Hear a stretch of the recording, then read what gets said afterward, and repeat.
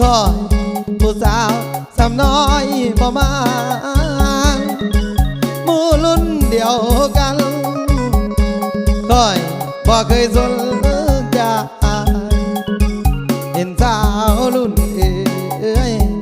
รุ่นใหญ่โอ้ยผัดวันไหวเว้าอย่างบ่อาอยากได้เจ้ามาขอบ่ได้ตรงอยู่ผู้สาวรุ่นใหญ่งามงามที่คอยติดตามสาวสำน้อยนั้นบ่สู้เขาต้องโปกทุกอย่างสวดทรงองค์แอวนุ่